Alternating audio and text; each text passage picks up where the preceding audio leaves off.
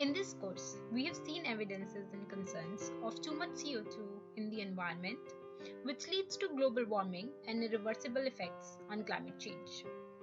So, we need to cut our emissions by 50% over the next 20 years. Or we need to do carbon capture and sequestration to cut our CO2 emissions. Carbon capture and sequestration is the process of capturing carbon dioxide from power plants and transporting it so it does not enter the atmosphere. CCS serves as an avenue to subsidize fossil fuel emissions that directly impact the issue of global warming. And as you can see, current storage is primarily underground geological formations. Theoretically, CCS has the potential of reducing CO2 emissions by up to 90%. CCS is not limited to a single method, and a myriad of technologies currently exist. The dominant method is using MEA as a solvent industrially. However, problems exist with this prevalent method. Let's listen to what Professor Reimer has to say about MEA technology. There are a couple of serious problems, the most serious of which is the fact that it uses a great deal of energy to regenerate the MEA, that is to remove the CO2 from the MEA. So there's a big energy penalty. There's also another problem, and that is the monoethanolamine, or all amines in general, can slip. That is, they can escape from the process into the atmosphere, posing an environmental hazard, as well as an additional cost because that lost MEA needs to be replaced. The use of solid absorbents such as zeolites, activated carbons, metal organic frameworks are also popular CCS technologies. These solid absorbents have a high capacity for carbon capture and low energy cost for regeneration. However, they lose efficiency when exposed to water vapor, especially in the presence of combustion gases. However, there is still the issue of selective carbon capture in presence of water vapor. The newer technologies in CCS attempt to address problems with current processes. Our current goal is to combine the high affinity of MEA and energy efficient regeneration of a dry system and the low energy cost of solid absorbents, while addressing selective carbon dioxide capture and preserving efficiency even in the presence of water vapor. Fulfilling these goals would make amyloid fibers a very attractive technology in CCS research. Amyloid fibers are self-assembling protein fibers. Here, these fibers are used as interesting materials for carbon dioxide capture. It's inspired by the use of solid-supported amines, and that CO2 can bind reversibly in bloods by immunogroup in the hemoglobin. The authors are using tripyders of these amyloids, and they have fiber-like morphology, as you can see here in this TEM. We can also look at the chemical structure, which has VQI-VYK sequence. The K peptide here, also known as lysine residues, highlighted here in green, and the amino group of the lysine is what is responsible for carbon dioxide capture.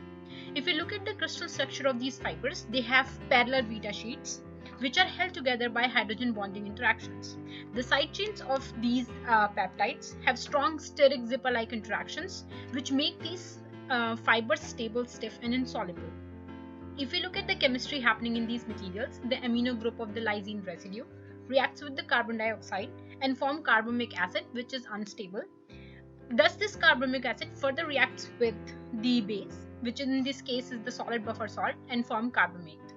The authors confirmed this chemistry using spectroscopic evidences. So they did cross-polarization carbon-13 NMR and high-power decoupled carbon-13 NMR on these materials, and found there is only one peak present at 163.9 ppm, which is characteristic peak of carbamate. After regeneration of the material at mild temperature, 100 degrees Celsius in nitrogen flow, you can see that the carbamate peak was absent, which basically shows that all the CO2 was released. So these data show here that carbon dioxide reversibly bind on amyloid fiber via carbamate formation. The thermodynamic CO2 absorption capacity was measured by CO2 uptake experiment as a function of pressure. At low pressure, the uptake curves were steep, indicating strong interactions of CO2 with the fibers. At high pressures, the uptake was gradual, indicating the CO2 physisorption. As the pressure was decreased to release CO2, there was hysteresis present, which again indicates the strong binding of CO2 with the fiber materials. This material was then evacuated at room temperature under vacuum, and the CO2 adsorption was measured again. Now we can see that the steep part of the uptake has disappeared, which indicates again the strong binding of CO2 with the fiber materials, and that these room temperature vacuum evacuation was not enough to remove all the CO2. As a negative control experiment, they also measured CO2 absorption on solid buffer components alone, and they saw that there was no CO2 absorption, indicating that all the CO2 was absorbed on the fiber materials itself. And from these measurements, they calculated the thermodynamic CO2 absorption capacity, which came out to be around 0.44 millimoles of CO2 per gram, which is smaller than MEA, which shows around 3 millimoles CO2 per gram.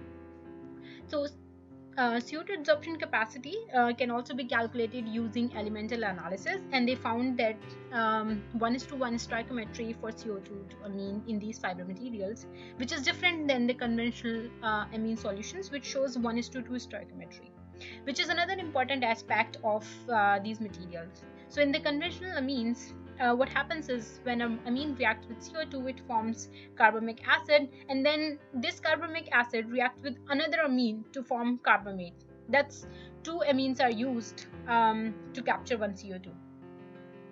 They also confirmed this hypothesis by doing experiments in the presence and absence of buffer salts, and it was found that when no buffer salt is present, there was no CO2 absorption, and it was only when the buffer salts were present, which can act as a base, CO2 absorption was observed. To evaluate the dynamic separation capacity, we used breakthrough experiments to detect the time of appearance or breakthrough of carbon dioxide from the material. The black curve represents solid buffer components, and the red and blue curves represent the fiber materials. As indicated in the graph, fiber materials show much longer retention time for carbon dioxide compared to the solid buffer materials, and this further demonstrates that the majority of carbon dioxide is absorbed by the fiber material. The value is calculated to be around 0.5 millimoles per gram of material. In the graph, solid lines represent carbon dioxide absorption from the dry gas stream, and dotted lines represent gas mixture with moisture. In 3 dry and wet cycles, the breakthrough curves remain unchanged, and this indicates that the amyloid fiber is unaffected by the presence of water. In these experiments, as shown in the inset of the diagram, the experiment setup uses 16% of carbon dioxide in a nitrogen gas stream, and is used to mimic the fraction of carbon dioxide in flue gas from power plants. For the reversal of carbamate reaction of amyloid fiber, heating is always more practical and easier. In this case, when the material is heated to 100 degrees C, the CO2 is fully released and the material is fully regenerated. And the amyloid fiber will retain its morphology through absorption and desorption of carbon dioxide. Besides, amyloid fiber could be engineered, and by increasing the number of amino groups, there is significant increase in binding capacity for carbon dioxide. Discovery of the applications of designed fiber amyloids in carbon capture was first shown only a few months ago, in January 2014. Therefore, we do not have access to the relevant parameters needed to perform a quantitative economic analysis on these fibers, but the following slides explain the qualitative aspects of their economic, health, environmental, and political considerations. As mentioned before, the regeneration of the fibers only requires heating them up to 100 degrees C, which is much less energy intensive when compared to what MEA would need. However, it's difficult to scale because they're all custom synthesized. They take 7 to 10 days for incubation. However, there's still a potential for more affordable, large-scale production if you were to incorporate bacteria in the production stages. But still, absorption capacity is significantly lower than the leading industry practice, which is MEA. And also, using these fibers are less effective at capturing from post-combustion flue gas because the post-combustion flue gas conditions of water, acid, and temperature are not desirable for these fibers. Even if you were to capture CO2 from air, the amount of mass flow will have to increase and process becomes much more expensive. One huge advantage these fibers have is that they're biodegradable and non-toxic. If the US were to further optimize their applications in carbon capturing, they will be able to contribute to global carbon dioxide reduction in a very sustainable manner. However, these fibers were previously known for the cause of various neurodegenerative diseases such as Parkinson's or Alzheimer's, and which are dependent on their structures. So more research needs to be done to verify whether or not they could be a health hazard. In conclusion, the use of amyloid fibers in CCS is promising. However, more research needs to be done. We are hopeful it serves as a solution to our current issue of climate change.